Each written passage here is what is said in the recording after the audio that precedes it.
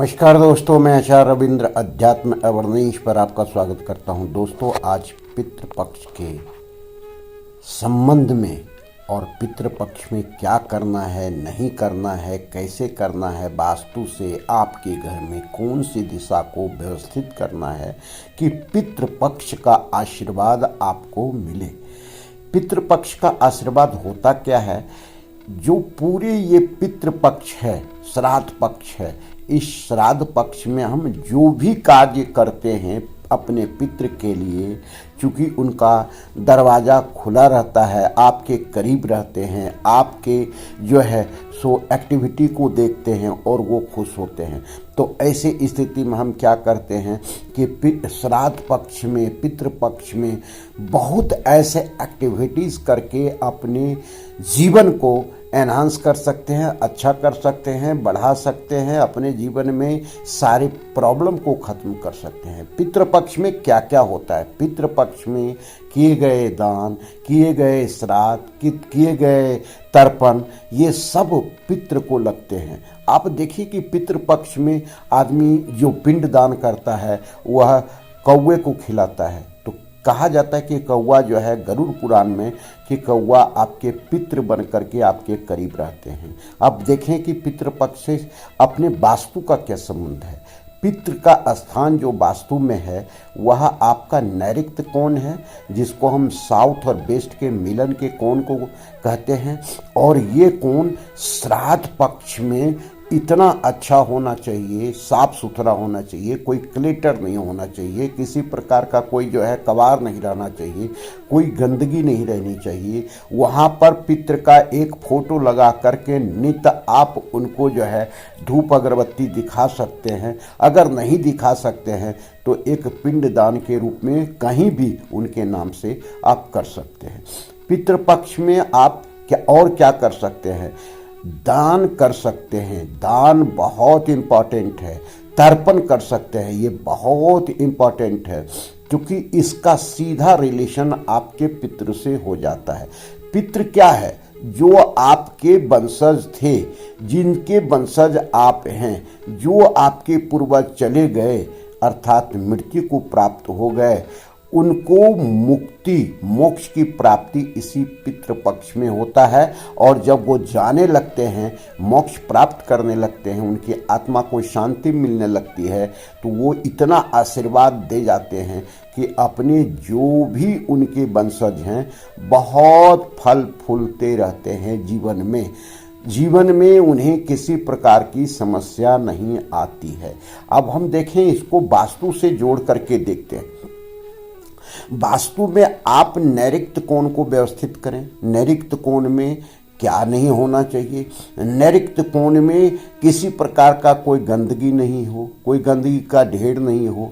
नदी अगर वहाँ पर नाला इत्यादि है, गड्ढे इत्यादि हैं, उसको बराबर करवा करके, व्यवस्थित करवा करके, और वहाँ पीले रंग का टाइल्स या ब्लॉक लगा सकते हैं। वहाँ का कलर आप एकदम ऑफ वाइट कर सकते हैं।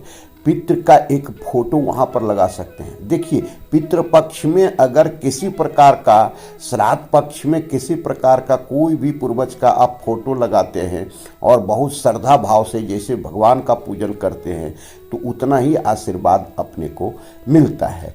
और इस क्षेत्र में टॉयलेट है तो क्या कर सकते हैं? टॉयलेट है तो इसका एक उपाय ज़बरदस्त रामबाण की तरह मैं आपको बता रहा हूँ कि यहाँ पर पीले 4 इंची का पीला टेप चारों तरफ लगा दें। किसी प्रकार का कोई कोण कटा हुआ है या समकोण की स्थिति में नहीं है तो यहाँ पर जो है एक पीले रंग का बल्ब 0 वाट का आप लगा दें, ये आपको व्यवस्थित कर देगा। यहाँ पर जो सबसे अधिक प्रभावित करता है वह ग्रीन कलर है। ग्रीन कलर किसी प्रकार का अगर वहाँ पर है नैऋत्य कोण में, तो आपका जो है ये कोण अव्यवस्थित हो जाएगा और संतुलित हो जाएगा। और ये पृथ्वी तत्व का है, पितृ का स्थान है, तो आपके जीवन में एक नहीं समस्या का अंबार रहेगा। समस्या आते जाएगा। सावधान हो जाएं। अगर किसी प्रकार का जीवन में केवल समस्या ही समस्या आपको आ रहा है तो निश्चित रूप से नैऋत्य कोण आपका अर्थात पितृ का स्थान आपका अव्यवस्थित है, वंश भी नहीं चल पाएगा। तो ऐसे स्थिति में यहाँ पर व्यवस्थित इसको करना आवश्यक है।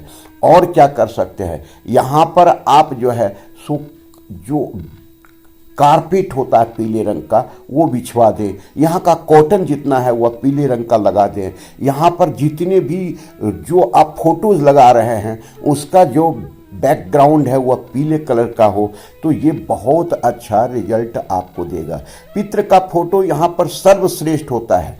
और अगर दूसरा स्थान कहीं ले सकते हैं तो आप इसको सेंटर साउथ में ले सकते हैं, WWS के क्षेत्र में ले सकते हैं, W के क्षेत्र में ले सकते हैं, इसका मतलब है पश्चिम का क्षेत्र। तो ये सारे फोटो यहाँ आप लगा सकते हैं, बाकी अदर कहीं भी नहीं लगाएं।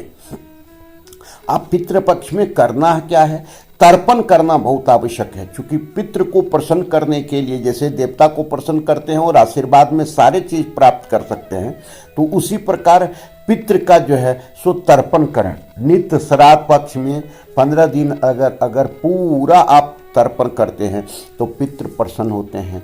पितृ को पिंडदान करें, पितृ को श्राद्ध पक्ष में श्राद्ध जो है सो करवाएं।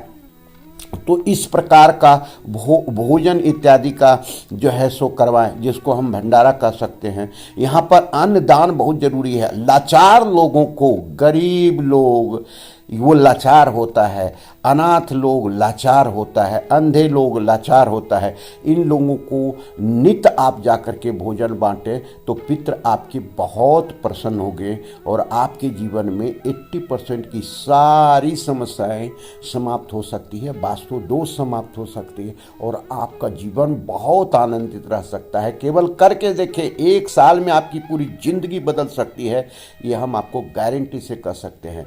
धन्यवाद, फिर मिलते हैं दूसरे वीडियो में। नमस्कार।